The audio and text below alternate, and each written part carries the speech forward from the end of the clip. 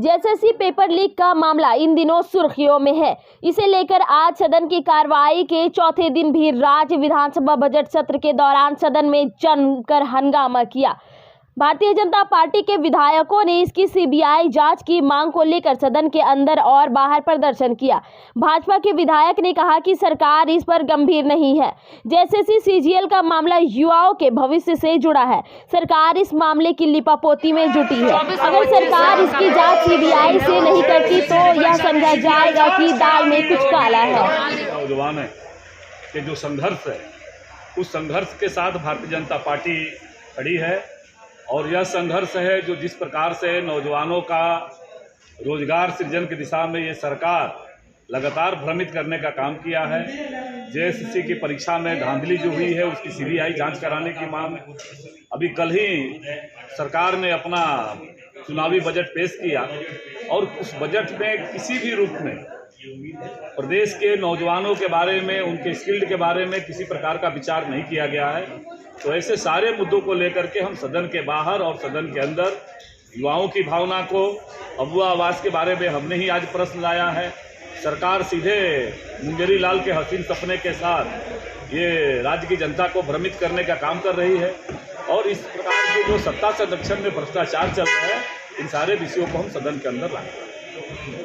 लेकिन अभी तक कार्रवाई क्यों नहीं हुई? क्या मामला जो लगातार आप विरोध कर रहे हैं? इसी चीज का दुख है कि हेमंत सोरेन से कितना गुना बड़ा अपराध किया है। इसको जेल जाना चाहिए। एक क्रिमिनल, शुद्ध रूप से क्रिमिनल है।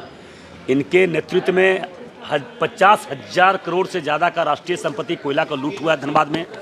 मैं धनबाद के वासी होने के नाते, मैं झारखंडी होने के नाते, मैं विस्थापित होने के नाते, मैं 1932 खतियान के आधारित होने के नाते मैं बोल रहा हूँ कि ऐसे क्रिमिनल पूर्व एसएसपी संजीव कुमार, वर्तमान डीआईजी दुमका पर कार्रवाई होनी चाहिए, क्योंकि ऐसे क्रिमिनल बच जाए। वर्दी पहनकर क्राइम किया है, सिर्फ वर्दी का आड़ नहीं, तो ऐसे क्रिमिनल को फांसी की सजा होना चाहिए। आज वही दूसरे एसएसपी आए, चोरी बंद क्यों हो गया? हत्याएं क्यों बंद हो गई? लोगों को फोन आना क्यों बंद हो गया? व्यवसायों को फोन धमकी आना क्यों बंद हो गया? क्यों बंद हुआ? इसका जवाब आप ही लोग हमको बताइए ना भाई। वर्चस्व की लड़ाई में ढुल्लू महतो का भी नाम लगातार कोई वर्चस्व नहीं। मैं झारखंडी हूँ, मैं झारखंडी हूँ। माफिया गुंडा के खिलाफ सदैव आवाज उठाया हूँ, लड़ा हूँ, लड़ूंगा। मतलब हमारा घर में आके कोई माफियागिरी करे, गुंडागर्दी करे, उसको नहीं लड़ाई करेंगे, संघर्ष करेंगे तो हम क्या चुपचाप तमाशा बैठ के देखेंगे? उसका गुंडा राज को देखेंगे? जन समूह हमारे साथ है, जन समर्थन मेरे साथ में है, उस क्षेत्र की जनता है, इसलिए तो लगातार मैं तीसरा बार विधायक बना हूं। आप बैठे हुए हैं लेकिन सत्ता पक्ष के मंत्री इग्नोर करके चले गए। क्यों? जवाब तो देना चाहिए। हिम्मत है तो जांच क्यों नहीं करवा रहे? 5 सदस्यीय कमेटी क्यों नहीं बना रहे हैं? 5 सदस्यीय कमेटी विधानसभा से भेजे। अगर असत्य निकला तो हम राजनीतिक से संन्यास ले लूंगा।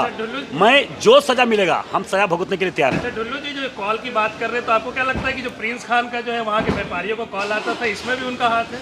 देखिए, कई बड़े बड़े गुंडा लोग का हर व्यवसाय को फोन आता था, कॉल आता था, धमकी दिया जाता था, रंगदारी लिया जाता था। जेल के अंदर में मर्डर हो जाना, इससे बड़ा दुर्भाग्य और क्या हो सकता है? इससे बड़ा बात क्या हो सकता है? अवैध माइनिंग के दौरान हजारों आदिवासी, गरीब, दलित का जान जा चुकी है। प्रत्येक दिन अखबार में आता था। आज वही दूसरे एसएसपी आने के बाद सारा चीज़ बंद हो गया। उस पर तो पूर्व एसएसपी संजीव कुमार पर तो हत्या का मुकदमा होना चाहिए, मर्डर का मुकदमा होना चाहिए, क्योंकि उनके नेतृत्व, उनके जब थे तो सैकड़ों हत्या हो चुकी है वहाँ पे। आप पता कर लीजिए। अगर हम गलत करेंगे हम तो जांच, जब तक उसको हम सजा नहीं दिलाएंगे तब तक हम इसका आंदोलन करते रहेंगे, संघर्ष करते रहेंगे, आवाज़ उठाते रहेंगे और वैसे क्रिमिनल को सजा दिलवाने का हम प्रयास करेंगे। ये सरकार से हम आग्रह करते रहेंगे, केंद्र सरकार, राज्य सरकार, सभी से, कोई से क्रिमिनल बचना नहीं चाहिए। हेमंत सोरेन से करोड़ों गुना ज़्यादा अपराध किया है, उसको सजा मिलना चाहिए। राजनीतिक क्षेत्र में आप ही के नजर आ रही है तो कांग्रेस नाराजगी काफी ज्यादा है लोगों में। देखिए, ऐसा है कि सिर्फ हिमाचल और झारखंड और सभी जगहों की बात सिर्फ बात नहीं है, सभी जगह पूरे देश में लोग क्यों, कैसे, किस परिस्थिति में जा रहे हैं वो किसी से छुपा हुआ नहीं। आप लोगों का सवाल ये होना चाहिए कि क्या ईडी और सीबीआई और अन्य प्रकार की चीज़ों का बहुत डर हो गया है? क्या लोग अपने लालच की वजह से फैसले ले रहे हैं क्या? तो ये सवाल मुझे लगता है कि अब मीडिया को कम से कम ये सब सवाल शुरू करना चाहिए। जहाँ पर आपकी सरकार है वहाँ विधायक को नहीं बचा पा रहे हैं, हरियाणा पुलिस उठा के ले जा रही है, जैसा वहाँ के मुख्यमंत्री बोल रहे हैं। अब सीआरपीएफ की बात हो रही है, हरियाणा वहाँ की पुलिस नहीं, सेंट्रल के माध्यम से काम हो रहा है। ये समय इस बात को भी समझने का है और जानने का है कि आखिर किस परिस्थिति में और किस दबाव में हमारी पार्टी चिंतन तो जरूर कर रही है। ऐसा नहीं है, ये भी करने का है कि सत्ता में रहने के बाद भी इतने विधायक नाराज हो रहे हैं, तो आलाकमान सुन नहीं रहे हैं ऐसा क्या? देखिए, सत्ता में है इसलिए नाराजगी हो रही है ना। सत्ता में है इसलिए नाराजगी हो रही है, सबकी उम्मीद है, कुछ अपेक्षाएं हैं, उसकी वजह से आप नाराजगी हो लोग की रही जो होगी। उम्मीद थी कब पूरी होगी? देखिए, हम लोगों का जो भी उम्मीद था, जिस वजह से था, वो यहाँ झारखंड की मीडिया से भी छुपा हुआ नहीं है। कांग्रेस में जो अगर बदलाव होते वो कांग्रेस के हित में होता, यहाँ के लोगों के हित में होता। आज देखिए, आज सबसे बड़ी समस्या रोजगार है, उसको लेकर के हम लोग क्या कर पा रहे हैं? ऐसे हाथ पे हाथ धरे रखने और षड्यंत्र के तहत मामले कोर्ट में चले जाएं, पेपर लीक हो जाए, तो इन सब बातों को लेकर के अनरेस्ट तो है ना। तो इन सब चीज़ों का भी इस पर भी विचार करने का समय है। और नाराजगी है तो हम अपने पार्टी के अंदर हमने अपनी बात रखी है। कांग्रेस की विचारधारा है वो क्या कांग्रेस के विधायक नहीं समझ पा रहे हैं? कांग्रेस की विचारधारा कांग्रेस विचारक खूब अच्छे से समझ पा रहे हैं, लेकिन जब उस विचारधारा के विपरीत आपके अपने पर्सनल कुछ क्रियाकलाप होते हैं, तब आप इस तरह की परेशानियां पड़ रहे हैं। युवाओं को न्याय मिले, मुद्दा मेरा एक ही है कि जेएसएससी फेयर एग्ज़ाम कंडक्ट करे। मुद्दा मेरा एक ही है कि जेपीएससी से लेकर जेएसएससी के तमाम परीक्षाओं के जो है सीबीआई जांच हो। यदि ये सरकार ये नहीं करती है तो इसका मतलब कहीं ना कहीं दाल में कुछ काला है।